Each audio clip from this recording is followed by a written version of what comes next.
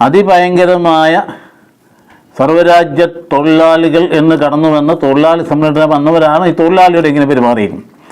സർവ്വരാജ്യ തൊഴിലാളികളെ സംഘടിക്കുമെന്ന് പറഞ്ഞു മറന്നുകൊണ്ട് അവർക്ക് വേണ്ടിയിട്ട് ഉണ്ടായിക്കൊണ്ടുവന്നൊരു പ്രത്യയശാസ്ത്രത്തിൻ്റെ അധപ്പതനം കണ്ടില്ലേ എവിടെ വരെ പോയി നിൽക്കുന്നതെന്ന്.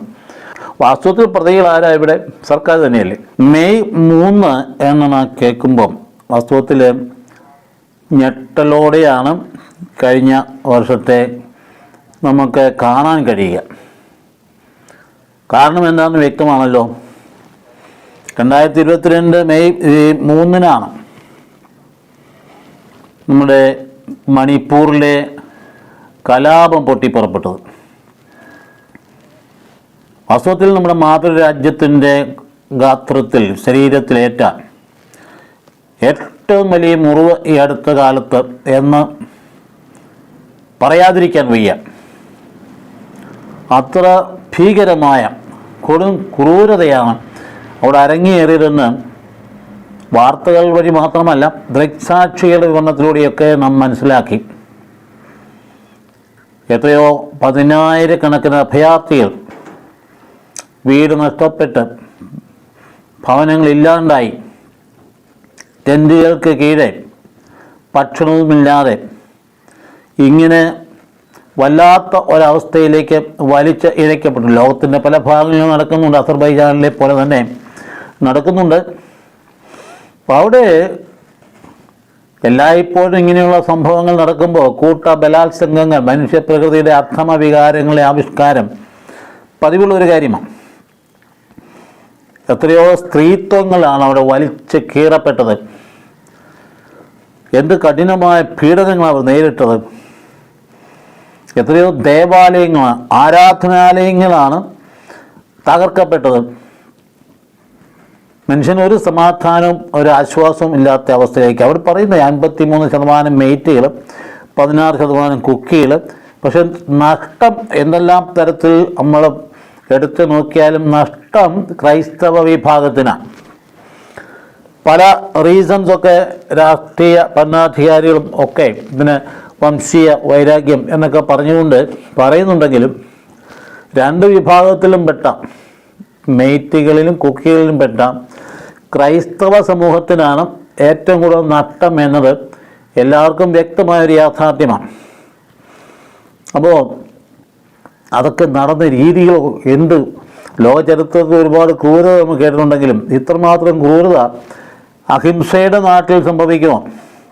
പോലീസിൽ ചെന്ന് അഭയം തേടിയ യുവതികളെയാണ് നഗ്നരാക്കി വഴിയിലൂടെ അപമാനിച്ചത്.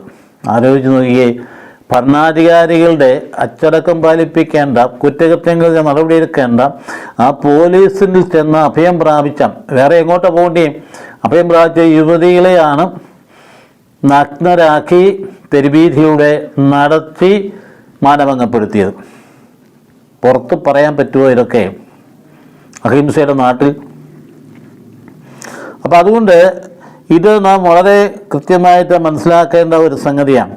ഇതിപ്പോൾ എങ്ങനെയാണ് സംഭവിക്കുന്നത്? ഭരണകൂടത്തിൻ്റെ പരാജയമാണോ, അതോ അങ്ങനെ അഭയം തേടിയവരെ പോലും ഇതുപോലെ അക്രമത്തിന് മുമ്പിൽ ഇരയാക്കപ്പെടാൻ വലിച്ച് എറിയുന്നതിൻ്റെ പിൻപിലെ അക്രമികളോടുള്ള ഒരടുപ്പമാണോ എന്ന കാര്യം ഇപ്പോഴും പരിശോധിച്ച് വരികയാണല്ലോ. സർക്കാരിന് തന്നെ ആയുധപ്പുരയിൽ നിന്നുള്ള ആയുധങ്ങൾ എടുത്താണ് ഈ ആക്രമണമൊക്കെ നടത്തിയതെന്ന് പറയുമ്പോൾ എവിടാണ് ഈ ഭരണത്തിൻ്റെ ശക്തി നിലനിൽക്കുന്നത്? സർക്കാരിൻ്റെ ആയുധങ്ങളാണ് പ്രജകൾക്കെതിരെ ഉപയോഗിച്ചത്.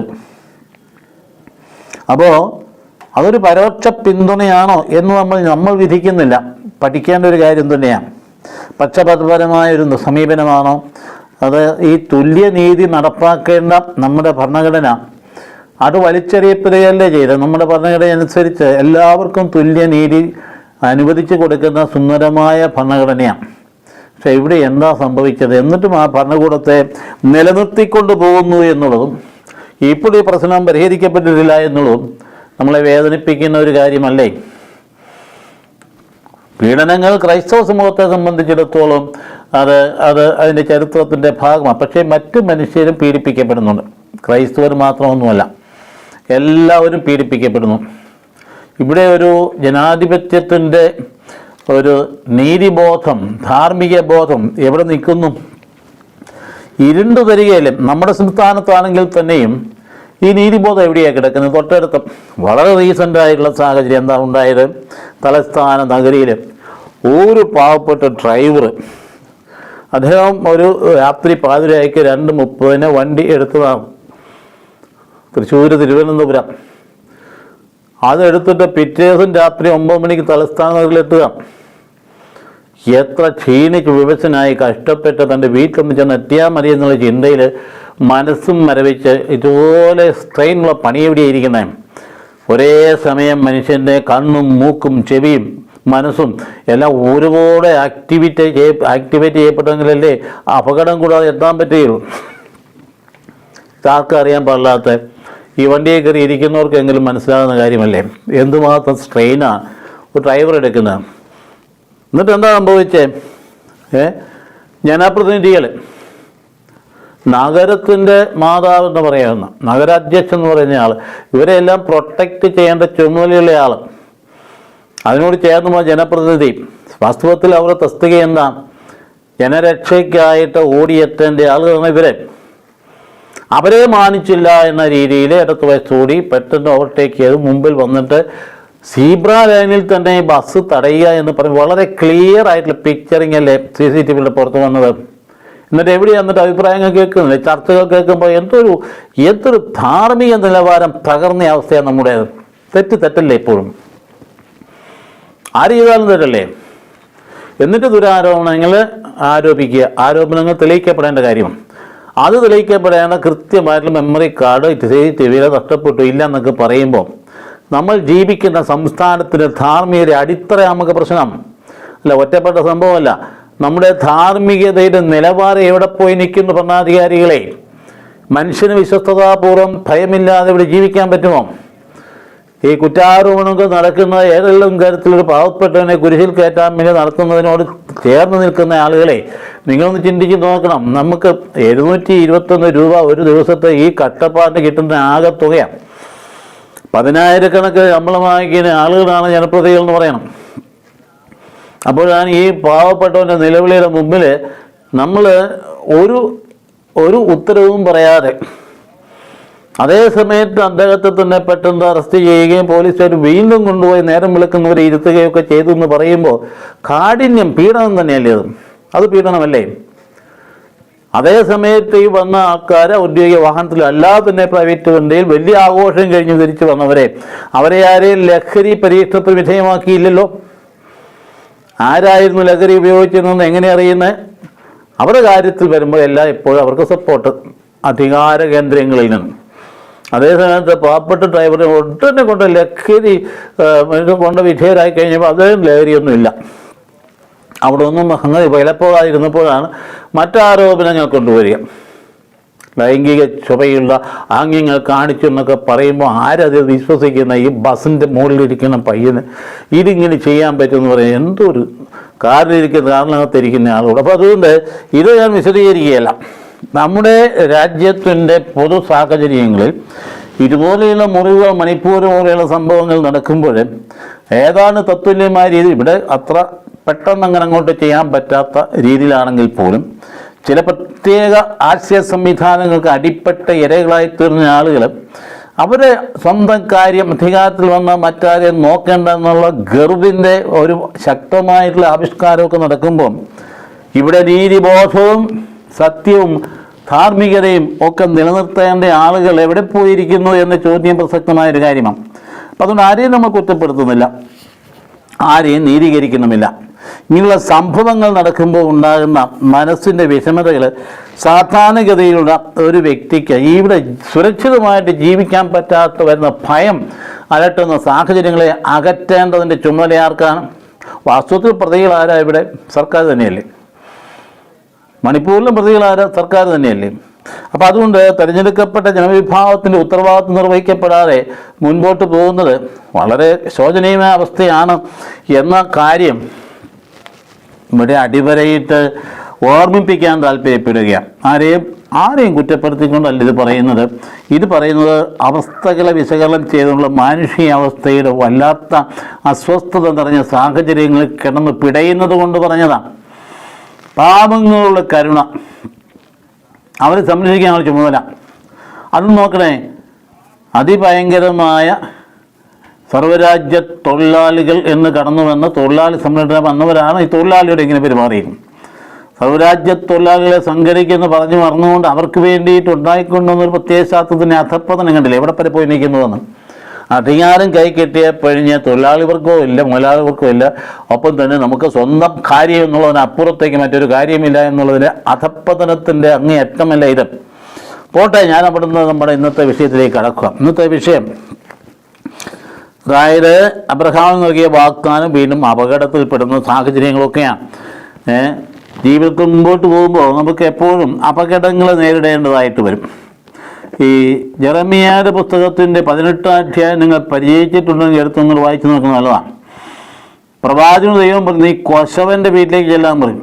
അവിടെ ചെന്നപ്പോൾ അദ്ദേഹം ഉണ്ടാക്കിക്കൊണ്ടിരിക്കുകയാണ്. കൊശവൻ ഇങ്ങനെ മൺപാത്രങ്ങൾ കൊണ്ട് ഇങ്ങനെ ഉണ്ടാക്കിക്കൊണ്ട് ഉദ്ദേശിച്ച കാര്യം നടക്കാതെ വരുമ്പോൾ മറ്റു തരത്തിൽ ഈ പാത്രങ്ങൾ നിർമ്മിച്ചുകൊണ്ടിരിക്കുമ്പോൾ അദ്ദേഹത്തെ ഒരു പാഠം പഠിപ്പിക്കാൻ ദൈവം കണ്ടില്ലേ, കൊശവൻ്റെ അഭീഷ്ടപ്രകാരം പാത്രത്തെ മെനഞ്ഞെടുക്കാൻ കൊശവന് അധികാരമില്ലേ. അതുകൊണ്ട് തൻ്റെ ജനത്തെയും തന്നെ മക്കളെയും അവൻ്റെ അഭീഷ്ടപ്രകാരം രൂപീകരിക്കാൻ ദൈവത്തിന് പദ്ധതി ഉണ്ട് എന്ന കാര്യം പഠിപ്പിച്ചു വരുന്നതിനിടയിൽ ഇതെല്ലാം മെനഞ്ഞെടുത്തിട്ട് ആ പദ്ധതിയുടെ ആവിഷ്കാരത്തിന് രീതിയിലേക്ക് കടന്നു ചെല്ലുമ്പോൾ നാം കാണുന്ന ഒരു പ്രത്യേകതയുണ്ട്. ഈ മൺപാത്രം ഭംഗിയായിട്ട് രൂപീകരിച്ച് കണ്ടാൽ ആകർഷകമായി ഉണ്ടാക്കിയതിന് ശേഷം അതെവിടെ അങ്ങ് എടുത്ത് വയ്ക്കല്ലേ, അത് നേരെ തീക്കകത്ത് ഇട്ട് അതിനെ ബലപ്പെടുത്തുക. അഗ്നികുണ്ഡത്തിലേക്ക് ഇട്ടിട്ടാണ് അതിനെ ബലപ്പെടുത്തുന്നത്. അപ്പോഴാണ് അതിന് ബലമുണ്ടാകുന്നത്. അതൊരു വല്ലാത്ത സാഹചര്യമല്ലേ. അഗ്നികുണ്ഡത്തിൽ കിടക്കുമ്പോൾ ബലമുണ്ടാകുമെന്ന് പറയുമ്പോൾ തുല്യമല്ലേ നമ്മുടെ ജീവിത യാത്രയിൽ ഉണ്ടാകാവുന്ന വലുതായ പരീക്ഷണങ്ങളും അതുപോലെയുള്ള വല്ലാത്ത വേദനകളും പീഡനങ്ങളും ഒക്കെ ബലപ്പെടുത്തുകയല്ലേ ചെയ്താൽ. അതുകൊണ്ടാണ് ക്രൈസ്തവ സമൂഹത്തിൻ്റെ ആദ്യാവസാനമുള്ള അനുഭവം ഉള്ളതുകൊണ്ട് ഒരിക്കലും ഇത് തകരയില്ലാത്ത എന്തുകൊണ്ടാണ് ഇങ്ങനെ ബലപ്പെടുത്തപ്പെട്ട ഒരു സംഭവമാണിത്.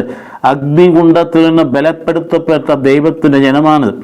അതുകൊണ്ട് ആ ഒരു കാര്യം മനസ്സിൽ വെച്ചുകൊണ്ട് ഇവിടെ കാണാൻ പോകുന്ന സംഭവം, വീണ്ടും അബ്രഹാം അബീമേലെക്ക് എന്ന രാജാവ് തൻ്റെ ഭാര്യയെ തട്ടിയെടുത്ത് കൊണ്ടുപോയി അയാളെ സ്വാരിയാക്കാൻ വേണ്ടി കൊണ്ടുപോയി. വാസ്തവത്തിൽ അദ്ദേഹം നിഷ്കളങ്കനാണെന്ന് പിന്നീട് അതിൻ്റെ ശരിയായിട്ടുള്ള ആ വിചാരണയിലേക്ക് കടന്നു വരുമ്പോൾ ദൈവം വിചാരണയ്ക്ക് അവസരം കൊടുക്കുന്നു. അതായത് ഈ കാണുന്ന രാജാവിന് അദ്ദേഹം ചെയ്ത തെറ്റ് എന്ന് പുറമേ തോന്നിക്കുന്ന കാര്യങ്ങൾക്ക് സമാധാനം കൊടുക്കാനുള്ള അവസരം. നമുക്ക് പലപ്പോഴും വിചാരണയില്ലാതെ ആളുകളെ വിധിക്കുന്ന രീതിയിൽ നമുക്കുള്ളത്. എന്ത് വിചാരണ നടത്തിയിട്ട് ആ പാവപ്പെട്ട ഡ്രൈവർ അയക്കുന്ന സമൂഹം ഈ ഭരണാധികാരികൾ വിധിക്കുന്നത്? എന്ത് വിചാരണ നടത്തിയിട്ട് ആ ഭരണാധികാരികളായിരിക്കുന്ന ജനപ്രതിനിധികളുടെ പ്രവൃത്തികളെ ഒക്കെ അപ്പാടെ അങ്ങ് മാറ്റി നിർത്തിയിരിക്കുന്നത്? അപ്പോൾ അതുകൊണ്ട് വിചാരണ കൂടാതെ വിധിക്കുന്ന രീതി, മുൻവിധിയോട് വിധിക്കുന്ന രീതി നമ്മുടെ രണ്ട് ഉണ്ടെങ്കിൽ ചേർന്നതല്ല എന്ന കാര്യം ഇവിടെ പഠിപ്പിക്കുക. സംഭവം വളരെ കൃത്യമാണ്. രണ്ട് സംഭവങ്ങൾ ഇതേക്കുറിച്ചുണ്ട്. അബ്രഹാമിൻ്റെ ഭാര്യ അപഹരിക്കപ്പെടുന്ന രണ്ട് വിഭാഗങ്ങളുടെ രണ്ട് തരത്തിലുള്ള പാരമ്പര്യങ്ങൾ, ഒന്ന് യഹോവ പാരമ്പര്യം, രണ്ട് എലോഹീം പാരമ്പര്യം. രണ്ട് പാരമ്പര്യങ്ങളിൽ നിന്ന് രൂപപ്പെട്ടു വന്ന ഈ എലോഹീം പാരമ്പര്യങ്ങളൊക്കെ പെട്ടതാണ് ഈ സ്വപ്നങ്ങളിലുള്ള വിശദീകരണങ്ങളും ദൈവശാസ്ത്രപരമായ ചിന്തകളും ഒക്കെ ധാർമ്മികതയെ സംബന്ധിച്ച് പഠനമൊക്കെ എലോഹീം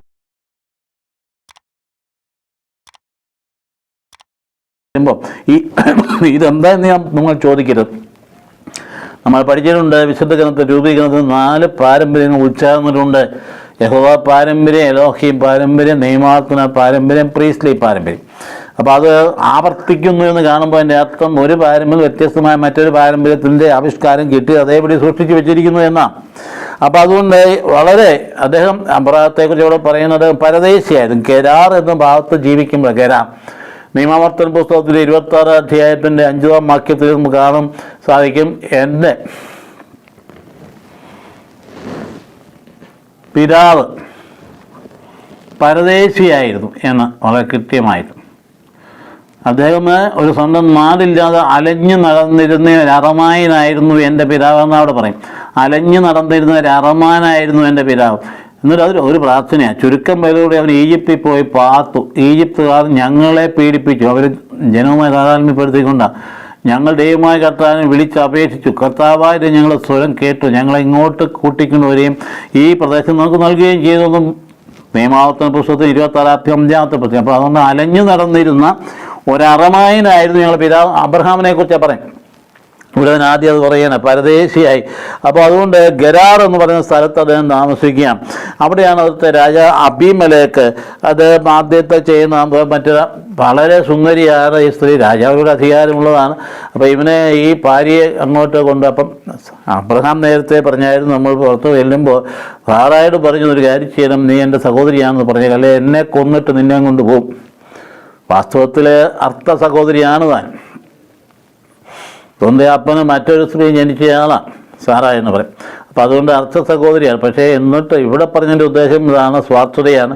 തന്നെ കൊന്നിട്ട് നിന്നെ കൊണ്ട് പോകും എന്നുള്ള ചിന്തയുള്ളത് കൊണ്ട് ഇതിങ്ങനെ പറഞ്ഞിരുന്നു. അപ്പം അതുകൊണ്ട് അപ്രകാരം പറഞ്ഞതുകൊണ്ടാണ് ഈ ആളെ ഇങ്ങനെ കൊണ്ടുപോയത്. അപ്പോൾ അവിടെ വാസ്തവത്തിൽ ദൈവം ഇടപെട്ട് പറയുകയാണ്, അതായത് ഈ അന്യ സ്ത്രീയെ, അതായത് ഭാര്യയെ സ്വന്തമാക്കി മറ്റൊരാളിൻ്റെ ഉടമസ്ഥാവകാശത്വത്തിൽ കടന്നുകയറ്റം. അന്നത്തെ കാലഘട്ടത്തിൽ ഭാര്യ എന്ന് പറയുന്നത് പുരുഷൻ്റെ ഉടമസ്ഥാവകാശത്തിലുള്ള സ്വത്താണ്. അപ്പോൾ ആ വിധത്തിൽ അമ്മ കണ്ടിരുന്നു. അതുകൊണ്ട് അത് വലിയ അപരാധമാണ്. അപ്പോൾ ആ വിധത്തിൽ സ്വന്തം ഭാഗം വാദിക്കാനായിട്ട് ദൈവം അവസരം കൊടുത്തോളാം. അതുകൊണ്ടാണ് ഞാൻ ആദ്യമേ പറഞ്ഞത് വിചാരണയ്ക്ക് അവസരം കൊടുത്തു. നീ എന്താണ് ചെയ്തതെന്ന് ദൈവം തന്നെ ചോദിക്കുന്നു, സ്വപ്നത്തിലൂടെ ചോദിക്കുന്നു. അതിന് മറുപടി പറയുന്നുണ്ട്. അപ്പോൾ അബീമേലെക്കിനെ അവളെ വാസ്തവത്തിൽ അദ്ദേഹം പീഡിപ്പിച്ചില്ല, തൊട്ടുപോലുമില്ല. ഒരേ സമയത്ത് സാറായുടെ മാന്യത സംരക്ഷിക്കുകയും അതേ സമയത്ത് അബീമേലെക്കിൻ്റെ നിഷ്കള വെളിപ്പെടുത്തുകയും ചെയ്യുന്ന ഒരു ഭാഗമാണത്. ഒരു മുൻവിധിയും ഇല്ലാതെ അത് അവളുടെ മാനം കാത്തു സൂക്ഷിച്ചു. അതുപോലെ അബീമേലെക്കിൻ്റെ നിഷ്കളങ്കതയെ ആവിഷ്കരിച്ചു. അപ്പോൾ തെറ്റിദ്ധാരണയായിരുന്നു. ഇപ്പോൾ വ്യക്തിപരമായ കുറ്റം പിന്നെ അങ്ങോട്ട് അറിവ് കൂടാതെയാണെങ്കിൽ പോലും തട്ടിക്കൊണ്ട് പോയത് ശരിയായില്ല എന്നുള്ളത്. അപ്പോൾ അറിവ് കൂടാതെയാണെങ്കിൽ തെറ്റ് തന്നെയാണ്. അപ്പോൾ അതിന് ശിക്ഷയുണ്ടാകും. അതുകൊണ്ടാണ് ഈ വിചാരണ നടത്തുന്നത്. അപ്പോൾ അതുകൊണ്ട് വളരെ ദൈവം കുറ്റകൃത്യങ്ങളിൽ നിന്ന് അദ്ദേഹത്തെ തടഞ്ഞു എന്നാണ് പറയുന്നത്. ഇപ്പം നിർമ്മല മനസ്സാക്ഷിയുള്ള ആൾക്കാരെ അവരേത് അപകടത്തിൽ ചെന്ന് പറ്റാലും അവർക്ക് ഇങ്ങനെയുള്ള കുറ്റകൃത്യങ്ങൾ പെടാതിരിക്കാൻ മറ്റുള്ളവരെ ദൈവം തടയും എന്ന സന്ദേശം കൂടി അവിടെയുണ്ട്. അപ്പോൾ അതേ സമയത്ത് ദൈവപരിപാലനം മറ്റുള്ളവർക്ക് ഒരുപോലെ തന്നെയാണ്. ഈ തിരഞ്ഞെടുക്കപ്പെട്ട ജനമെന്നൊക്കെ നമ്മൾ വിചാരിക്കുമ്പോൾ നമ്മൾ ചിന്തിക്കുന്നത് ദൈവപരിപാലനം എന്ന് പറഞ്ഞ് തിരഞ്ഞെടുക്കപ്പെടുന്നതിന് വേണ്ടി മാത്രമുള്ള ആണ് എന്ന് അല്ല. തിരഞ്ഞെടുപ്പിൻ്റെ ഉദ്ദേശം ദൈവത്തിൻ്റെ സാന്നിധ്യം മറ്റുള്ളവർക്ക് കാണിച്ചു കൊടുക്കാൻ വേണ്ടി ഒരു മാതൃകയായിട്ട് നിൽക്കാനാണ്. ദൈവത്തിൻ്റെ മക്കളാണ് എല്ലാ ജനങ്ങളും. അതുകൊണ്ട് ദൈവത്തിൻ്റെ പരിപാലനം എല്ലാവർക്കുമുണ്ട്. ഈ കാര്യം പലപ്പോഴും നമ്മൾ മറന്നുപോകും. അപ്പം അതുകൊണ്ട് സ്വപ്നത്തിൽ കൂടെ സന്ദേശം നൽകുകയാണ്. അപ്പോൾ അവിടെ കൃത്യമായിട്ടുള്ള മറുപടി ഇല്ല. എന്തുകൊണ്ട് അബീമേലെക്കും അബ്രഹാമിനെ ചോദ്യം ചെയ്യുമ്പം അബ്രഹാമിൻ്റെ മറുപടി കൃത്യതയൊന്നും ഉള്ളതൊന്നും അല്ല. ഇപ്പം അബ്രഹാമിൻ്റെ ഒരു പേടിയിൽ നിന്നുണ്ടായൊരു അവസരമാണ്. അപ്പം അതുകൊണ്ട് അദ്ദേഹം എന്നാ പറഞ്ഞ കരാറുകാരൻ എന്ന് പറഞ്ഞാൽ അവിടെയുള്ള ആൾക്കാരെ അവരെക്കുറിച്ച് തെറ്റിദ്ധാരണത്തിന് മനസ്സിൽ നിൽക്കുന്നത് അവരിങ്ങനെ ക്രൂരന്മാരാണ്, ധാർമ്മികതയില്ലാത്തവരാണ്. അതുകൊണ്ട് പേടിച്ചുകൊണ്ടാണ് ഞാനിങ്ങനെ പറഞ്ഞതെന്ന് പറഞ്ഞപ്പോൾ വാസ്തവത്തിൽ മറ്റുള്ള വ്യക്തികളെക്കുറിച്ചും സമുദായങ്ങളെക്കുറിച്ചും ഒക്കെയുള്ള തെറ്റിദ്ധാരണ അടിസ്ഥാനമില്ലാത്ത നമ്മുടെ ഉള്ളിലുണ്ടെങ്കിൽ തിരുത്തേണ്ടതാണ്. പലപ്പോഴും നമ്മൾ ഈ കാടടച്ച് മറ്റ് വിഭാഗങ്ങളെയൊക്കെ മുൻവിധിയോടെ കാണുന്ന രീതി ഉണ്ടെങ്കിൽ അത് മാറ്റിയെടുക്കേണ്ട. കാരണം ദൈവത്തിൻ്റെ മക്കളാണ് എല്ലാവരും. അബ്രഹാത്തിന് അങ്ങനെ ധാരണയുണ്ടായി. ഗരാറിലുള്ള ആളുകൾ അധർമ്മികളാണ്. അതുകൊണ്ട് അവർ ഒരു കൂസലുമില്ല ഭാര്യയെ തട്ടിക്കണമെന്ന് ഇടയുണ്ട്. അത് ഭയപ്പെട്ടാണ് ഇങ്ങനെ സഹോദരിയാണെന്ന് പറഞ്ഞത് അബീമേലെക്കിനോട് പറഞ്ഞത്. ഇപ്പോൾ ന്യായമായ ഒരു ഉത്തരമൊന്നും അല്ലാതെ എങ്കിൽ പോലും അത് അന്ന് ജനത്തിന് ആ ഗരാറിൽ താമസിച്ച ആളുകൾ അബീമേലെക്കിൻ്റെ ആളുകളുടെ അഭിപ്രായം അത് ശരിയല്ല. ചില സാഹചര്യങ്ങളിൽ വ്യക്തമായ പ്രമാണങ്ങളോടുകൂടി ഇടപെടുന്ന ആളുകളാണെങ്കിൽ നമ്മൾ ഭയപ്പെടേണ്ടതുണ്ട്. ഒരു ദൈവവും പറയുന്നില്ല എൻ്റെ അയൽക്കാരനെ കൊന്നുകളയണം, അവനെ രക്ഷിക്കണമെന്ന് പറയുള്ളൂ. എന്നാൽ നേരെ തിരിച്ച് ഞങ്ങളല്ലാതെ മറ്റുള്ളവർക്ക് ഇവിടെ ജീവിക്കാൻ അവകാശമില്ല എന്ന് പറഞ്ഞാൽ മറ്റുള്ളവരെ കൊന്നുകളയണം എന്ന രീതിയിലുള്ള പ്രാമാണികത്വം കൊണ്ട് നടക്കുന്നവർ. അങ്ങനെയാണല്ലോ ഈ ടെററിസ്റ്റുകൾ രൂപം കൊള്ളുക. ബിൻ ലാദൻ്റെ കാര്യം ഇപ്പം നമ്മൾ ഓർക്കാവുന്ന സംഗതിയാണ്. അതുകൊണ്ട് എത്രയോ ആൾക്കാർ അവരൊക്കെ തിരിച്ചിരിഞ്ഞ് വെച്ചിരിക്കുന്നതാണ് അവർ മറ്റുള്ളവരെല്ലാം കൊന്നെടുക്കുക എന്നുള്ള ആ ടെററിസ്റ്റ് ഗ്രൂപ്പുകളുടെ പരിപാടി അതാണല്ലോ. അതിശക്തമായ രീതിയിൽ ഭീഷണി ഉണ്ടാക്കിയില്ല. റോം ഞങ്ങൾ കീഴടക്കും. ഞങ്ങൾ കീഴടക്കും എന്ന് പറഞ്ഞുകൊണ്ട് അതിശക്തമായ രീതിയിൽ ഒന്നിച്ച് ചേർന്ന് മുദ്രാവാക്യം വിളിക്കുന്നതൊക്കെ നമ്മൾ യൂട്യൂബിൽ കാണുകയുണ്ടായി. അപ്പം അതുകൊണ്ട് അത് നമുക്ക് അംഗീകരിക്കാൻ പറ്റുന്ന കാര്യമില്ല. അല്ലാത്ത മതവിഭാഗങ്ങളിൽപ്പെട്ട ആളുകൾ അവർക്ക് അവരെ സംബന്ധിച്ചിടത്തോളം അവരുടെ പഠനങ്ങളും അവരുടെ ധാർമ്മികതയും പഠിക്കാൻ നമുക്ക് ചുമതലയുണ്ട്, മുൻവിധിയോടെ നോക്കാനല്ല. അപ്പം അതുകൊണ്ട് ഇങ്ങനെയുള്ള പ്രബോധനങ്ങൾ മാറ്റി നിർത്തിയിട്ട് മനുഷ്യനെ കൊല്ലുക എന്ന് പറയുന്നത് ഒരു മതത്തിന് ചേർന്ന കാര്യമല്ല. അതെന്താണ് ചോദിക്കാം, പഴയ നിയമത്തിൽ കൊല്ലാൻ പറഞ്ഞില്ല എന്ന്. അങ്ങനെയാണല്ലോ തിരിച്ച് ചോദിക്കുന്ന എത്ര കാര്യങ്ങളെ കൊന്നു. പക്ഷേ അത് അവരെ വളർന്നു വരുന്ന ദൈവിക വെളിപാടിൻ്റെ ഘട്ടങ്ങളിലൂടെ അത് സംഭവിച്ചിരിക്കും. കർത്താവിൽ വന്ന് നിൽക്കുമ്പോഴാണ് ക്രിസ്തീയതയുടെ ദൈവിക വെളിപാട് പൂർണ്ണതയിൽ നിൽക്കുന്നത്. അത് വെച്ചുകൊണ്ട് നമുക്ക് വ്യാഖ്യാനിക്കാൻ പറ്റുള്ളൂ. കർത്താവിൽ വന്ന് നിൽക്കുന്നു, അവിടെ എന്നാ പഠിപ്പിക്കുന്നത്, അതാണ് പ്രാമാണികത എന്ന് പറയും. നിന്റെ ശത്രുവിനെ സ്നേഹിക്കുക, അവനെ ഒരിക്കലും ശപിക്കരുത്, അവനെ അനുഗ്രഹിക്കുക എന്നൊക്കെ പറയുന്ന പാഠഭാഗങ്ങൾ അതിൻ്റെ ധാർമ്മികതയുടെ പൂർണ്ണതയിലെത്തുന്നുണ്ട്. കർത്താവെ അവർ ചെയ്യുന്ന എന്തെന്ന് അറിയാതെ ക്ഷമിക്കാമെന്ന് പറയുന്ന ശത്രുവിനോട് ക്ഷമിക്കുന്ന ഒരു മനോഭാവമാണ് ക്രൈസ്തവ ധാർമ്മികതയുടെ അടിത്തറ എന്ന കാര്യം നാം ഓർക്കണം. അല്ലാതെ നേരെ വിശുദ്ധ ഗ്രന്ഥത്തിൽ 2000 വർഷത്തിൻ്റെ പഴക്കമുള്ള ആ ഗ്രന്ഥത്തിൽ അത് അവനകത്തൂടെ കടന്നു വന്നിരിക്കുന്ന മനുഷ്യജീവിതത്തിൻ്റെ വ്യത്യസ്തങ്ങളായ തലങ്ങളിൽ ആവിഷ്കരിക്കപ്പെട്ട കാര്യങ്ങൾ എടുത്തു വെച്ചുകൊണ്ട് ബൈബിളിൽ ഇങ്ങനെ കൊല്ലാൻ പറഞ്ഞിരിക്കുന്നു പറയുന്നതിൽ അർത്ഥമില്ല. അത് മനസ്സിലാക്കുന്ന ഒരു കാര്യം, അത് എവല്യൂഷനിലൂടെ കടന്നു വന്നിരിക്കുന്ന ഒരു യാഥാർത്ഥ്യമാണ്. അതുകൊണ്ട് അബിമേലെക്ക് എന്താ ചെയ്തത്? എത്രയോ നല്ല മനുഷ്യനായിരുന്നു ആ മനുഷ്യൻ. അദ്ദേഹം ദൈവ വിചാരണയ്ക്ക് വിധേയനായി അദ്ദേഹം സമ്മാനങ്ങൾ കൊടുത്തയക്കിയത് അല്ല, ഇദ്ദേഹത്തെ ആട്ടി പുറത്താക്കല്, സമ്മാനങ്ങൾ കൊടുത്തയച്ചിട്ട് എന്നാ പറഞ്ഞ്, നിനക്ക് എൻ്റെ രാജ്യത്ത് എവിടെ വേണമെങ്കിലും വസിക്കാൻ ഞാൻ അധികാരം നൽകുന്നു, അതുകൊണ്ട് നീ വളരെ മെച്ചപ്പെട്ട രീതിയിലേക്ക് പോകത്തക്ക രീതിയിലെല്ലാം ഭീമമായ തുകയും അവന് കൊടുത്തു വിടുക. രാജാവ് അത്ര സന്തോഷകരമായുള്ള ഒരു അനുഭവത്തിലേക്ക് വരിക. അപ്പോൾ ഇവിടെ നാം ഈ വിശുദ്ധി എന്നൊക്കെ പറയുമ്പോൾ മറ്റുള്ളവരിൽ നമ്മൾ ചിന്തിക്കുന്ന രീതിയിലുള്ള വിശുദ്ധി ആരോപിക്കാൻ പാടില്ല. അവരുടെ മനസ്സാക്ഷിക്കനുസരിച്ചാണ് വിശുദ്ധിയെ നിർണ്ണയിക്കാൻ. മനസ്സാക്ഷിക്കനുസരിച്ച് ജീവിക്കുന്നവനെ വിശുദ്ധി എന്ന അദ്ദേഹം വിശുദ്ധനാണെന്ന് നമുക്ക് പറയാതിരിക്കാം. അതുകൊണ്ട് വിശുദ്ധി നമ്മുടെ സമൂഹത്തിൽ മാത്രമേ വിശുദ്ധരുള്ളൂ എന്നൊന്നും പറഞ്ഞ് നടക്കരുത്. ആ വിശുദ്ധരെ സഭയിൽ അത് വിശുദ്ധരായിട്ട് വാഴിക്കുകയൊക്കെ ചെയ്യുന്ന നമുക്കൊരു മാതൃക നൽകാൻ വേണ്ടിയിട്ട്, പ്രചോദനം നൽകാൻ വേണ്ടിയിട്ട്, അല്ല മറ്റൊരിടത്തുമുള്ളവരാരും വിശുദ്ധരല്ല എന്ന് ധരിച്ചു വെച്ചേക്കരുത്. വിശുദ്ധരായ ആളുകൾ എല്ലാ സമൂഹങ്ങളിലും ഉണ്ട്. കത്തോലിക്കാ സഭയിൽ അത് വളരെ കൃത്യമായി എടുത്ത് ആളുകൾക്ക്, വിശ്വാസികൾക്ക് ഒരു പ്രചോദനം നൽകാൻ വേണ്ടി എടുത്ത് ഉയർത്തിയിട്ട് പരസ്യമായിട്ട് പ്രഖ്യാപിക്കുന്നു എന്നതാണ് അതിനകത്ത് പ്രത്യേകത. അല്ലാതെ മറ്റുള്ള ആളുകൾ ഇതിനേക്കാളും വിശുദ്ധിയുള്ളവർ സഭയിൽ പോലും ഇല്ല എന്നൊരിക്കലും വരുന്നില്ല. അപ്പം അതുകൊണ്ട് നമ്മൾ അക്കാര്യത്തെക്കുറിച്ച് ധാരണ നമുക്കുണ്ടാകും. മാത്രമല്ല ഈ പ്രത്യേക തെരഞ്ഞെടുപ്പിൽ ഞങ്ങൾക്ക് നൽകിയിരിക്കുന്ന ഉദ്ദേശം എന്താണ്, അതാണ് ആദ്യം മനസ്സിലാക്കേണ്ടത്. ഞാനും നിങ്ങളും തിരഞ്ഞെടുക്കപ്പെട്ടിരിക്കുന്നത് ഈ ദൈവത്തെ, അത് സ്നേഹം, സമ്പൂർണ്ണമായ സ്നേഹം നമ്മുടെ ജീവിതത്തിലൂടെ ആവിഷ്കരിച്ച് കാണിച്ചു കൊടുക്കാൻ വേണ്ടിയിട്ടാണ്. അപ്പോൾ അതുകൊണ്ട് മറ്റുള്ളവരെല്ലാം ദുഷ്ടന്മാരാണ് ഒന്ന് തെറ്റിദ്ധരിക്കാൻ നമുക്കിടയാവരും. മറ്റുള്ളവരെല്ലാം ദുഷ്ടന്മാരാണ്, ബാക്കിയുള്ളവരൊക്കെ അങ്ങനെയൊന്നുമില്ല. നമുക്ക് നമ്മുടെ സ്നേഹം അവരിൽ പ്രകടിപ്പിക്കുമ്പോൾ അവർക്ക് നമ്മുടെ ജീവിതശൈലി എന്താണെന്ന് അപ്പോഴാണ് മനസ്സിലാകുന്നത്. അപ്പോൾ എല്ലാ അവിശ്വാസികളൊക്കെ മോശമാണ് എന്നൊന്നും ചിന്തിക്കാനായിട്ട് ഇടയാവരും. അങ്ങനെ ഒരു ചിന്ത സഭയ്ക്കില്ല, ക്രൈസ്തവികതയ്ക്കില്ല. അവിശ്വാസികൾ അവരുടെ മനസ്സാക്ഷിയിൽ ജീവിക്കുന്നതെങ്കിൽ ദൈവം അവരെ ബഹുമാനിക്കുകയും ആദരിക്കുകയും ചെയ്യും. അവരുടെ അറിവിലേക്ക്, അവരുടെ ധാരണയിലേക്ക് ഈ വെളിപാടിന് ദൈവം ഇറങ്ങി വന്നിട്ടില്ല, അത്രയേ ഉള്ളൂ. മനസ്സിലാക്കിയിട്ടില്ല. അതുകൊണ്ട് ചില ആളുകൾ അവിശ്വാസികളാണ് എന്ന് മുദ്രകുത്തപ്പെടുമ്പോൾ, അല്ലെങ്കിൽ യുക്തിവാദികളാണെന്ന് മുദ്രകുത്തപ്പെടുമ്പോൾ അവരെ മാറ്റി നിർത്തിയിട്ട് അവരെല്ലാം ദുഷ്ടന്മാരാണ് എന്നുള്ള മനസ്സാക്ഷി നമ്മുടെ ഉള്ളിൽ ഉണ്ടെങ്കിൽ അത് മാറ്റി നമ്മളിലാ തെറ്റിയിരിക്കുന്നത്, അവരിലല്ല എന്ന കാര്യം നാം മനസ്സിലാക്കേണ്ടതാണ്. അപ്പോൾ അതുകൊണ്ട് ദൈവം ഈ പാപികളെ പരിഗണിക്കുന്നയാളാണ്. നമ്മുടെ പുണ്യം നോക്കിയൊന്നുമല്ല, നമ്മുടെ വിശുദ്ധി നോക്കിയൊന്നുമല്ല. ദൈവം പരിഗണിക്കുന്നത് മനുഷ്യനെ നോക്കിയാൽ, മനുഷ്യൻ അവൻ്റെ അവസ്ഥയെ നോക്കിയാണ് ദൈവം സ്നേഹിക്കുന്നത്. അതുകൊണ്ട് നമ്മൾ ദൈവസന്നിധി തിരഞ്ഞെടുക്കപ്പെട്ട ആളുകൾ എന്തിനു വേണ്ടിയിട്ടാണ്? ഈ ഒരു സത്യമൊക്കെ ഒന്ന് പ്രകടിപ്പിക്കാൻ ഒരു വിധത്തിൽ പറഞ്ഞ വിലകെട്ട ഉപകരണങ്ങൾ തന്നെയാണ്. നമ്മൾ പരാജയപ്പെടുന്നു അവിടെ. യഥാർത്ഥ ദൈവത്തിനെക്കുറിച്ചുള്ള ധാരണ, വെളിപാടുകൾ കിട്ടിയിട്ടും ആ ഒരു വെളിപാടനുസരിച്ച് ജീവിതശൈലി ആവിഷ്കരിക്കുന്നതിൽ നമ്മൾ നിരന്തരം പരാജയപ്പെട്ടു. നമ്മൾ ഏറ്റുപറയേണ്ട ഒരു കാര്യം, നേതേറ്റ് പറയേണ്ട ഒരു സത്യമല്ലേ അത്. അപ്പം അതുകൊണ്ട് അതിലേക്ക് നാം തിരിയേണ്ടത് നമ്മളിലുള്ള ഒരു നവീകരണം, പുനരുദ്ധാരണം, ജീവിതത്തിൻ്റെ ശക്തമായ ഒരു മാറ്റം. യേശു ക്രിസ്തുവിൽ ആണ് ഞാൻ ജീവിക്കുന്നത് എങ്കിൽ എന്നിൽ വരുന്ന വലിയ രൂപാന്തരീകരണം, ഇത് ഏറ്റവും പ്രധാനപ്പെട്ട കാര്യം. അപ്പോൾ അതുകൊണ്ട് പാപികളും ബലഹീന മനുഷ്യരെ ദൈവം തിരഞ്ഞെടുത്തത് അതിലൂടെ തൻ്റെ സ്നേഹം പ്രകടമാക്കാൻ വേണ്ടിയിട്ട്. നമ്മളെ സംബന്ധിച്ചിടത്തോളം നമ്മൾ പാപികളാണ്, ബലഹീനം നമുക്ക് തന്നെ അറിയാൻ പാടില്ലേ. അതുകൊണ്ട് അന്യമതസ്ഥരും അവിശ്വാസികളും ഒക്കെ എല്ലാം വളരെ അവരോടുള്ള മനോഭാവം നാം പൊളിച്ചെഴുതേണ്ടതുണ്ട്. ബഹുമാന ആദരവ് അവരുടെ മതാനുഷ്ഠാനങ്ങളും അവരുടെ വിശുദ്ധ ഗ്രന്ഥങ്ങളും ഒക്കെ നമ്മൾ ആദരിക്കേണ്ട വത്തിക്കാൻ കൗൺസിൽ പഠിപ്പിക്കുന്ന അങ്ങനെ ആദരിക്കേണ്ട. അതുകൊണ്ട് വിവേകത്തോടെ നമുക്ക് വേണമെന്നുള്ള കാര്യങ്ങൾ സമീപിക്കാനാണ്. ഇതാണ് ഈ അധ്യായത്തിൻ്റെ 20 അധ്യായത്തിൻ്റെ പ്രമേയം. അതേപോലെ നമ്മൾ 21 അധ്യായത്തിൽ കിടക്കുമ്പോൾ മറ്റൊരു വലിയ ഗംഭീരമായ ഒരു വീണ്ടും ഈ വാഗ്ദാനത്തിൻ്റെ പ്രതിസന്ധിയിലേക്ക് കിടക്കുന്നത് കാണുന്നത്. ഇവിടെ അബ്രഹാത്തിന് ഈ കുഞ്ഞ് ജനിക്കുന്ന സഖാക്ക് അപ്പോൾ ആദ്യം ജനിച്ച കുട്ടിയുമായിട്ടുള്ള പ്രശ്നങ്ങളുണ്ടാകുന്നു. അപ്പോൾ ഹാഗാറിനെ ഇറക്കി വിടാനായിട്ട് സാറ ആവശ്യപ്പെടുന്നു. അങ്ങനെ ഹാഗാർ ഇറക്കി വിടപ്പെടുന്നു. മരുഭൂമിയിൽ അവൾ അലിഞ്ഞു നടക്കുമ്പോൾ അവർ ദൈവത്തെ നിലവിളിച്ച് അപേക്ഷിക്കുന്നു. അപ്പോൾ അവിടെ ഒരു കിണർ കാണുന്നു.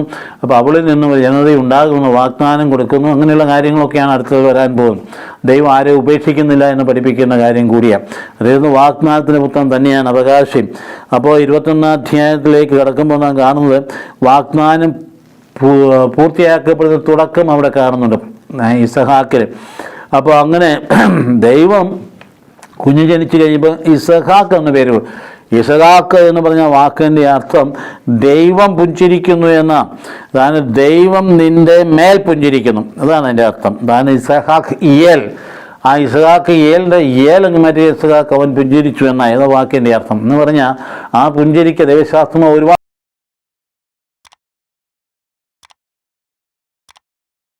സന്തോഷം ഉണ്ടാകും. അത്യുന്നതങ്ങൾ ദൈവത്തിന് സ്തുതി, ഭൂമിയിൽ സന്മനസ്സുള്ളവർക്ക് സമാധാനം എന്ന് പറയുമ്പോൾ പിറന്നു വീഴുന്ന ആ വ്യക്തിത്വത്തിൻ്റെ പിമ്പോട്ടുള്ള നിഴലാണ് ഇസഹാക്ക് എന്ന് പറയുന്നത്. അപ്പോൾ ലോകം പുഞ്ചിരിക്കുന്നതും സമാധാനം ആർജിക്കുന്നതും ആൽഫ ആൻഡ് ഒമേഗ ആയിരിക്കും, ആദിയും അന്തവുമായിരിക്കും ദൈവപുത്രനെല്ലാം ഭൂമിയിൽ ആകാശത്തിന് കീഴെ ഭൂമിക്ക് മുകളിൽ മനുഷ്യൻ്റെ ഇടയിൽ രക്ഷയ്ക്കായി യേശു എന്ന നാമമല്ല മറ്റു നാം വയ്ക്കപ്പെട്ടുള്ള തിരുവചനത്തിലേക്ക് വരുമ്പോഴാണ് യഥാർത്ഥ സന്തോഷം ഇവിടെ. അപ്പോൾ രക്ഷകൻ്റെ ജനനത്തിന് വേണ്ടിയിട്ടുള്ള ഒരു മുന്നോടിയായിട്ടാണ് ഇവിടെ സാര അടിമയുടെ മകൻ അവൻ എന്താ ചെയ്യുന്നത്, അവനെ കളിക്കുക അതായത് വാഗ്ദത്ത പുത്രനുമായിട്ട് കളിക്കുന്നു എന്ന് പറയുമ്പോൾ അവൾക്കുള്ളിൽ സംശയം തോന്നുക. കളിക്കുന്നു എന്നുള്ള വാക്ക് തന്നെ പല അർത്ഥത്തിൽ ഉപയോഗിക്കാം. പീഡിപ്പിക്കുന്നു എന്ന് വേണമെങ്കിലും പറയാം. 2 പാരമ്പര്യങ്ങൾ അവിടെയും കാണുന്നു. അപ്പോൾ ഒരു പാരമ്പര്യം അനുസരിച്ചാണ് 16 വയസ്സായിരുന്നു, മറ്റൊരു പാരമ്പര്യം അനുസരിച്ച് ബാലന. അപ്പോൾ അതുകൊണ്ട് ഇവിടെ ഇവൻ രണ്ടുപേരും തമ്മിൽ ഇടപെടുന്നതൊക്കെ ഒരുപക്ഷേ മൂത്തയാളെന്ന് നിലയിച്ച് കൊച്ചിനെ തല്ലിയോ വല്ലതും ചെയ്തു കാണും. അപ്പം തന്നെ സാറായിക്കിട്ട് കൊണ്ടു. സാറാ പറഞ്ഞു, ഇതാ അടിമയെയും അടിമയുടെ മകളെയും പുറത്താക്കുവിൻ എന്ന് പറഞ്ഞപ്പോൾ അബ്രഹാം നല്ല വലിയ വിഷമസന്ധിയിലായി. ഭാവിയിൽ ഈ വാഗ്ദത്തത്തിൻ്റെ പുത്രനെ മോറിയാമലയെ കൊണ്ടുപോയി ബലിയർപ്പിക്കേണ്ടി വരുന്ന സാഹചര്യത്തിൽ അനുഭവപ്പെടുന്ന ടെൻഷൻ്റെ ഒരു മുന്നോടിയായിട്ട് അടുത്ത ഒരു ടെൻഷൻ പ്രാഥമികത്തിൽ ഇവിടെ കൊടുക്കാം, വലിയൊരു ടെൻഷനോട് കൊടുക്കുക. അപ്പോൾ അങ്ങനെയാണ്. അപ്പോൾ ദൈവം തന്നെ വളരെ വ്യക്തമായിട്ട് പറഞ്ഞു കൊടുത്തു, അതായത് വിവരിക്കേണ്ട, ഞാൻ ഹാഗാറിൽ നിന്നും അതായത് ഇസ്മായിൽ നിന്നും പുതിയ ജനതയെ ഉളവാക്കും. അതുകൊണ്ട് മുലകുടി മാറി വരുമ്പോൾ അന്നത്തെ കാലഘട്ടങ്ങളിൽ 3 വയസ്സ് കഴിഞ്ഞാൽ അപ്പോൾ വലിയൊരു ആഘോഷം വയ്ക്കുമായിരുന്നു. ഇന്നത്തേതുപോലെയല്ല. ഈ ശിശുമരണം എന്ന് പറയുന്നത് തുടരെയുള്ളൊരു കാര്യം. നമുക്കിന്ന് ആലോചിച്ച് നോക്കിയാൽ നമ്മളുടെ മെഡിക്കൽ കെയർ ഫസ്റ്റ് വേൾഡിന് തുല്യമായിട്ട് വളർന്നില്ലേ. പലപ്പോഴും ദൈവം നമുക്ക് അനുഗ്രഹങ്ങളെക്കുറിച്ച് നമുക്ക് നന്ദിയില്ലാത്തവരായിട്ട് പോകും. ഇത്രമാത്രം മെഡിക്കൽ കെയർ ലഭിക്കുന്ന ലോകത്തിലെവിടെയുള്ളത്. യൂറോപ്പിലാണെങ്കിൽ പോലും കൃത്യമായിട്ട് മെഡിക്കൽ സയൻസ് ഹയസ്റ്റ് ആയിട്ട് എത്തി പറഞ്ഞാൽ നിങ്ങൾക്കറിയാമോ, ഒരു രോഗം വന്ന് ഒരു ഡോക്ടറെ ഒന്ന് കണ്ടുകിട്ടണമെന്നുണ്ടെങ്കിൽ, അല്ലെങ്കിൽ നമുക്കൊരു പ്രത്യേകമായ ഒരു ബുക്കിംഗ് നടത്തണമെന്നുണ്ടെങ്കിൽ ഒരുപക്ഷെ ഇന്ന് ആ ഡോക്ടറെ കാണാൻ നമ്മൾ ചെന്ന് ആവശ്യപ്പെട്ട അടുത്ത മാസത്തിൻ്റെ അവസാനമായിട്ടായിരിക്കും അവസാനം കിട്ടും. അതുപോലെയാണ് കേരളം. എപ്പം വേണേലും സൂപ്പർ സ്പെഷ്യാലിറ്റി എവിടെ വേണമെങ്കിലും മിടുക്കന്മാരെ ഡോക്ടർമാർ നമ്മൾ ഉദ്ദേശിക്കുന്ന സമയത്ത് തന്നെ പോയി കാണാൻ പറ്റുന്നില്ലേ. അപ്പോൾ അതിൻ്റെ ഫലമായിട്ടാണ് ഇവിടെ ശിശുമരണം ഇല്ലാണ്ടായി തീർന്നത്. ഇപ്പോൾ ശിശുമരണം കണ്ടമാനം ഉണ്ടാകുന്ന ഘട്ടങ്ങളിൽ 3 വയസ്സ് ബാലപീഠ കഴിയുന്ന 3 വയസ്സ് വരെ കൊച്ചു ജീവിച്ചിരുന്നാൽ അത് വലിയൊരു ആഘോഷമാണ്. അതുകൊണ്ട് അബ്രഹാം 3 വയസ്സ് കഴിഞ്ഞപ്പോൾ കൊച്ചിൻ്റെ ആഘോഷം നടക്കുന്ന വേളയിലാണ് ഈ സംഭവം ഉണ്ടാകുന്നത്. അതുകൊണ്ട് ആ അടിമ പെണ്ണിനെ എന്നാ പറഞ്ഞത്, ഈജിപ്തുകാരിയായ അടിമ പെണ്ണിനെ ഇറക്കി വിടാൻ അവർ ആവശ്യപ്പെടുന്നത് 2 കാരണത്താണ്. ഒന്ന് വാഗ്ദാനത്തിന് പുത്രം, മറ്റേതായതുകൊണ്ട് ദൈവത്തിൻ്റെ പദ്ധതി കൂടിയാണ്. അതേസമയത്ത് മാനുഷികമായി പറഞ്ഞാൽ അസൂയയിൽ നിന്നുകൂടിയാണ് എന്ന കാര്യം നമ്മൾ മനസ്സിലാക്കേണ്ടതാണ്. അപ്പോൾ അവർ തമ്മിൽ കളിച്ചു എന്ന് പറയുമ്പോൾ പീഡിപ്പിച്ചു എന്നുള്ള വാക്കിനും കൂടി അർത്ഥമുണ്ട്. അപ്പോൾ അങ്ങനെയായിരുന്ന സാഹചര്യങ്ങൾ 2 പാരമ്പര്യം കൊണ്ടുവന്ന് നമ്മൾ യഹോവ പാരമ്പര്യം അതുപോലെ ഈ എലോഹീം പാരമ്പര്യം. അപ്പോൾ അലോഹം പാരമ്പര്യം യാന്ത്രിക സംഘർഷമൊക്കെ ചിത്രീകരിക്കുന്ന കൂടെ എലോഹീം പാരമ്പര്യത്തിലാണ്. അപ്പം ഏതാണ്ട് യഹോവ പാരമ്പര്യം അനുസരിച്ച് സാറാൻ്റെ ഇംഗിതത്തിന് അപ്പുറം അന്നേരം കീഴ്വഴങ്ങി. അപ്പോൾ അവിടെ ദൈവം ആവശ്യപ്പെട്ടു എന്ന രീതിയിൽ കൂടെ ആകുമ്പോൾ അതിൻ്റെ ന്യായമായ യുക്തമായ നീതിപൂർവമായ വിധി എവിടെയാണ് വരുന്നത്? ദൈവം തന്നെ ആവശ്യപ്പെട്ടു. വാഗ്ദാനത്തിൻ്റെ പുത്രനിൽ അവനിലാണ് വാസ്തവത്തിൽ ആ വാഗ്ദാനം നിറവേറ്റപ്പെടാൻ പോകുന്നത്. മറ്റവനെ ഞാനൊരു ജനതയാക്കി മറ്റു ദൈവം ആരും ഉപേക്ഷിക്കുന്നില്ല. അതുകൊണ്ട് വിശ്വാസത്തിൻ്റെ ഒരു പരീക്ഷണം കൂടിയാണ്, അഗ്നി പരീക്ഷണം കൂടിയാണ് ആ സമയത്ത് അബ്രഹാമിനെ സംബന്ധിച്ച് ആരംഭം തന്നെ ഉണ്ടാകുന്നു, മനക്ലേശം ഉണ്ടാകുന്നു. അപ്പോൾ അങ്ങനെയുള്ള ഒരു പുതിയ ജനത ഇവിടുന്ന് വരുന്നു. ഇവിടെ മരുഭൂമിയിലായിട്ട് കൃത്യമായിട്ട് അവൾ കൊടുത്തയച്ചിട്ടുള്ള ആ ഭക്ഷണ പദാർത്ഥം കൊണ്ടോ വെള്ളം കൊണ്ടോ ജീവിക്കാൻ പറ്റിയെന്ന് ആർക്കും അറിയാൻ പാടില്ല. പക്ഷേ അവൾ അവിടെ ചെന്ന് അബ്രഹാമിന് വിശ്വാസമുണ്ട്, ദൈവം സംരക്ഷിച്ചു കൊള്ളുമെന്നാണ്. അപ്പോൾ അതുകൊണ്ട് അവൾ എന്താ ചെയ്യുന്നത്? അവൾ ഈ കുഞ്ഞ് അതുപോലത്തെ ഒരിടത്ത് കിടത്തിയിട്ട് അതിന് വെള്ളം കിട്ടാഞ്ഞിട്ട് വിഷമിച്ച് നിരോളിച്ച് മരിച്ചു പോകുന്ന കാണാൻ കഴിയാൻ അവർ മാറി നിന്നു. അവർ മാറി നിന്ന് ദൈവത്തെ വിളിച്ച് അപേക്ഷിച്ചപ്പോൾ അവർ അവിടെ ഒരു കിണർ കണ്ടു. അവിടെ ഉണ്ടായിരുന്ന കിണർ തന്നെയാണ്, നേരത്തെ കണ്ടില്ല. അപ്പോൾ നമ്മൾ പ്രാർത്ഥിക്കുമ്പോഴാണ് വാസ്തവത്തിൽ നമ്മുടെ പ്രശ്നത്തിന് പരിഹാരം കണ്ടെത്തുന്നത്. ഇതുതന്നെ ഇസ്രായേലിൻ്റെ യാത്രയിൽ അവർ ഒരു സ്ഥലത്തേക്ക് ചെന്ന് കഴിഞ്ഞപ്പോൾ അതിഭയങ്കരമായ ദാഹം കൊണ്ടു കഴിഞ്ഞപ്പോഴത്തേക്കും മാറായിലെ ജലം കണ്ടു. മാറായിലെ ജലം കണ്ടപ്പോൾ അവിടെ പോയി ആർത്തിയുടെ എന്നപ്പോൾ വായിൽ കൊള്ളുകയില്ല, ഭയങ്കര കയ്പ്. അപ്പോൾ മോശ പ്രാർത്ഥിച്ചപ്പോഴാണ് അതിന് സമീപത്ത് ഒരു തരിക്കഷ്ണം കിടക്കുന്നത്. ആയുർവേദം വരുന്നതായിരുന്നു തരിക്കഷ്ണം. അതൊക്കെ വെള്ളത്തിലിടാൻ പറഞ്ഞു. വെള്ളത്തിലിടാൻ പറഞ്ഞപ്പോൾ വെള്ളത്തിൽ രുചി മാറി. അപ്പോൾ ആ തരിക്കഷ്ണോട് കിടപ്പുണ്ടായിരുന്നു. അപ്പം ഒരു പ്രശ്നമുണ്ടാകുമ്പോൾ ആ പ്രശ്നത്തിൻ്റെ പരിഹാരം ആ പ്രശ്നത്തിൻ്റെ വക്കിൽ തന്നെ ദൈവം നിക്ഷേപിച്ചിട്ടുണ്ടായിരുന്നു. പക്ഷേ അത് കണ്ടെത്തണമെങ്കിൽ നമ്മൾ പ്രാർത്ഥിക്കണം മാത്രം. നമുക്ക് പ്രശ്നം ഉണ്ടായി കഴിയുമ്പോൾ നമ്മൾ അസ്വസ്ഥരായിട്ട് ഓടി നടക്കുക. അങ്ങനെയല്ലേ പലപ്പോഴും സംഭവിക്കുന്നു. എന്തെല്ലാം പ്രശ്നങ്ങളാണ് ഓരോ ദിവസം കടന്നു പോകുന്നു. മാതാപിതാക്കൾക്ക് മക്കളെക്കുറിച്ച് പ്രശ്നം, മക്കൾക്ക് മാതാപിതാക്കളുടെ പ്രശ്നം, എന്തെല്ലാം പ്രശ്നങ്ങളുണ്ട്. അതിൻ്റെ ഇടയ്ക്ക് രോഗം, ഇപ്പോൾ ഭയങ്കരമായ ചൂട് കൂടിയിരിക്കുന്ന അവസരത്തിലുണ്ടാകുന്ന രോഗങ്ങൾ. ഇപ്പം കണ്ടില്ലേ, സൂര്യാഘാതത്തിൽ ആളുകൾ മരിച്ചു വീഴുന്നു. ഒന്നിനൊന്നും അല്ല ഇപ്പം ഒരു പേരും. അപ്പോൾ അതുകൊണ്ട് ഇത് എങ്ങോട്ടാണ് നീങ്ങുന്നതെന്ന് നമുക്ക് ദൈവസന്നിധിയിലേക്ക് നമുക്ക് പ്രാർത്ഥിക്കാനേ പറ്റുകയുള്ളൂ. നമ്മൾ അസ്വസ്ഥരാണ്. അപ്പോൾ ഒരുപാട് അസ്വസ്ഥതകൾ നമുക്കുണ്ടാവും. നമ്മുടെ വീട്ടിലെ അസ്വസ്ഥത, കുട്ടികളെ സംബന്ധിച്ച് അവർ വളർന്നു വരുമ്പോൾ അവർക്ക് കിട്ടേണ്ട ജോലി, അവർക്ക് പരീക്ഷയെ പാസ്സാകേണ്ടതിൻ്റെ ആവശ്യം, അവർ പുറത്തേക്ക് പോകുന്ന അങ്ങനെ വീസ കിട്ടേണ്ട കാര്യങ്ങളും, അല്ലെങ്കിൽ അവർ പരീക്ഷ എഴുതിയിട്ടും പാസ്സാകാത്ത അവസ്ഥയുണ്ടാകുന്ന മനസ്സിൻ്റെ മടുപ്പും, പലപ്പോഴും വിഷാദത്തിലേക്ക് നീങ്ങാവുന്ന സാഹചര്യങ്ങൾ, ഇങ്ങനെ സാമ്പത്തികമായിട്ടുള്ള ബുദ്ധിമുട്ടുകൾ വന്നു കഴിയുമ്പോഴത്തേക്കും ഉണ്ടാകുന്ന വീട്ടിലെ പൊട്ടിത്തെറികൾ, ആകെ അസ്വസ്ഥതയാണ്. അത്രയും കിടന്നുറങ്ങാൻ പറ്റുന്നില്ലെന്നും ചൂട് കൊണ്ട് ആവി കൊണ്ട് മാത്രവുമല്ല, കുടുംബത്തിൻ്റെ പ്രശ്നങ്ങൾ കൊണ്ട് കിടന്നുറങ്ങാൻ പറ്റുന്നില്ലെന്ന്.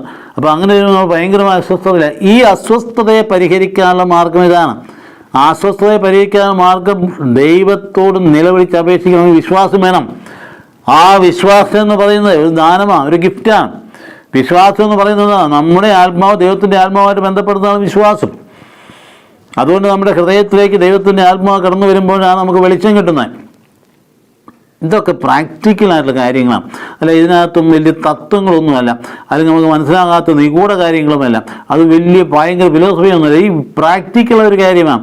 നമ്മളൊന്ന് ശാന്തമായിട്ട് എവിടെയെങ്കിലും പോയി ഇരുന്ന്, അല്ലെങ്കിൽ ദൈവ സാന്നിധ്യത്തിൻ്റെ ശക്തമായ സാന്നിധ്യമുള്ള സ്ഥലങ്ങളുണ്ടല്ലോ, നമ്മുടെ ദേവാലയങ്ങൾ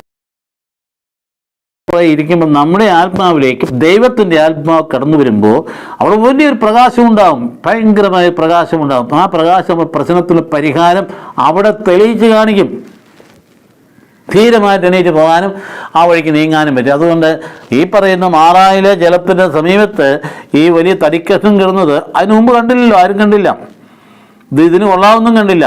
പ്രാർത്ഥിച്ചപ്പോഴാണ് ദൈവനിമേഷം ഉണ്ടായി അതെടുത്ത് വെള്ളത്തിലിടാൻ പറഞ്ഞു എന്ന് പറഞ്ഞ പോലെ ഈ കൊഞ്ഞു കിടന്ന് മരിക്കാനിരിക്കുന്ന ആ സ്ത്രീ പോയി ഭയങ്കരമായിട്ട് നിരോളിച്ചപ്പോഴാണ് കിണർ കണ്ടു. അപ്പം കിണർ എവിടെ ഉണ്ടായിരുന്നു, നേരത്തെ കണ്ടില്ല. അതുകൊണ്ടാണ് പ്രാർത്ഥനയുടെ മാത്രമേ പ്രശ്ന പരിഹാരം. മാത്രമല്ല അവിടെ പറയുന്നു കുഞ്ഞിൻ്റെ കരച്ചിൽ ദൈവം കേട്ടു. നിലവിളി കേൾക്കുന്ന ദൈവം. പുറപ്പാടിൻ്റെ പുസ്തകത്തിൻ്റെ 2:23 വരുമ്പോൾ ഇസ്രായേൽ നിലവിളി എൻ്റെ പക്കലെത്തിയിരിക്കുന്നു. അപ്പോൾ അതുകൊണ്ട് ആ ഒരു വലിയ അനുഭവമാണ് നമ്മുടെ ജീവിതത്തിലെ നമ്മുടെ അസ്വസ്ഥ പൂർണ്ണമായ നിമിഷങ്ങളിൽ, അതിഭയങ്കരമായ സംഘർഷങ്ങൾ ഉണ്ടാകുമ്പം നാം തിരിയേണ്ടത് ദൈവത്തിലേക്കാണ്, ദൈവ സാന്നിധ്യത്തിലേക്കാണ്. അതുകൊണ്ട് നീ ഭയപ്പെടേണ്ടെന്ന് പറയാൻ അവൻ ഉറപ്പ് നൽകുകയും വളരെ കൃത്യമായിട്ട്. എന്നിട്ട് അപ്പോൾ അവളുടെ കണ്ണു തുറന്നു, ദൈവം അവളുടെ കണ്ണു തുറന്നു. അപ്പോൾ ദൈവം കണ്ണു തുറന്നപ്പോഴാണ് കിണർ കണ്ടത്. അപ്പോൾ അവൾ ആ കിണർ കണ്ടു, അത് പരിപാലനയുടെ കിണറാണ്. അപ്പോൾ അവൾ വളരെ കൃത്യമായി ദൈവസ്ഥാനത്തിലേക്ക് എത്തിക്കഴിഞ്ഞു. അപ്പോൾ അവൾ കണ്ട് ഓടിച്ചെന്ന് കുഞ്ഞിന് ജലം കൊടുത്തു, കുഞ്ഞിന് ജീവൻ വലിച്ചു. അത് അവിടെ ഉണ്ടായിരുന്ന കിണറിൻ്റെ സാന്നിധ്യം കൊണ്ട് ആ കാലഘട്ടത്തിൽ കിണറെന്ന് പറയുന്നത് വലിയൊരു സംഭവമാണ്. അതായത് കിണറിന് വലിയ വിലപ്പെട്ടുള്ള കാര്യമാണ്, കാരണം മരുഭൂമിയാണെന്ന് ഓർക്കണം, അങ്ങനെ സാഹചര്യങ്ങളാണ്. അപ്പോൾ അവിടെ ആ കുഞ്ഞിന് ജീവജലം കിട്ടി. ഇതൊരു വല്ലാത്ത ഒരു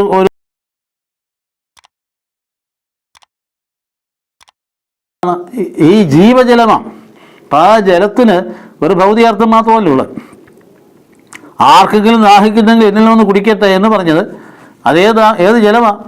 അത് പരിശുദ്ധാത്മാവാണ്. അപ്പം നിന്റെ ജീവിത പ്രസരം എന്ന് പറയുന്നത് അത് നമ്മുടെ ഹൃദയത്തിൽ ഉണ്ടായിരിക്കണം. പ്രകടമായിട്ട് പ്രവാചകമായി പഠിപ്പിക്കുന്ന ഏശയ്യ 41:17 പാഴ്മലകളിൽ നദികളും താഴ്വരകളുടെ മധ്യേ ഉറവകളും ഞാൻ ഉണ്ടാക്കും, മരുഭൂമിയെ ജലാശയമായും വരണ്ട പ്രദേശത്തെ നീരുറയുമാക്കും. ദരിദ്രരെ ഓടി വരുവിൻ എന്ന് പറഞ്ഞിട്ടാണ് പറയുന്നത്. ദരിദ്രരെ നിരാലംബരായവരെ ഓടി വരുവിൻ എന്ന് പറഞ്ഞാൽ ജലാശയത്തിലേക്ക് വരുമെന്ന് പറഞ്ഞിട്ട് ദൈവം പറയുക വളരെ കൃത്യമായിട്ട്. പാഴ്മലകളിൽ നദികൾ ഞാൻ ഉണ്ടാക്കും. പാഴ്മലകൾ എന്നാണ്, താഴ്വരകളുടെ മധ്യേ ഞാൻ ഉറവുകൾ ഉണ്ടാക്കും. ഇതെന്താണ് ഈ പറയുന്നത്? നമ്മുടെ ദൈവത്തിൻ്റെ വരൾച്ചയുടെ ഘട്ടങ്ങളിൽ ദൈവത്തിൻ്റെ ആത്മാവാകുന്ന നീരുറവ കടന്നു വരുമെന്നാണ്. പച്ചപിടിക്കുക. അതുപോലെ ഏശയ്യ 5:55 പറയുന്നു, ദാഹാർത്തരെയും ജലാശയത്തിലേക്ക് വരുവിൻ എന്നാണ്.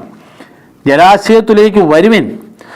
അതുപോലെ വീഞ്ഞും പാലും സൗജന്യമായി വാങ്ങിക്കൊള്ളാൻ പ്രതീകാത്മകമായിട്ടാണ് പറയുന്നത്. അപ്പം അതുകൊണ്ട് ഈ നമ്മുടെ അസ്വസ്ഥതയ്ക്ക് പരിഹാരം ദൈവത്തിൻ്റെ ആത്മാവിലൂടെയാണ് നേടിയെടുക്കേണ്ടത്. യോഹന്നാൻ 4:10 സമറിയക്കാരുടെ സ്ത്രീയുടെ കർത്താവ് പറഞ്ഞു എന്നതാം, ദൈവത്തിൻ്റെ ദാനം എന്തെന്നും എനിക്ക് കുടിക്കാൻ തരികയെന്ന് നിന്നോട് ആവശ്യപ്പെടുന്ന ആരെന്നും അറിഞ്ഞിരുന്നെങ്കിൽ നീ അവനോട് ചോദിക്കുകയും അവൻ നിനക്ക് ജീവജലം തരികയും ചെയ്യുമായിരുന്നു. ഈശോ എവിടെ ഇത് പറഞ്ഞത്? ആ കിണറിൻ്റെ സമീപത്ത് ഇരുന്നുകൊണ്ട് സമറിയക്കാരിയോട് പറഞ്ഞതാ, ഒരു പാത്രം വെള്ളം എനിക്ക് കുടിക്കാൻ തരാമെന്ന് കർത്താവ് അങ്ങോട്ട് ചോദിച്ചിട്ട് ആ നാടകം ആരംഭിക്കുകയാണ്.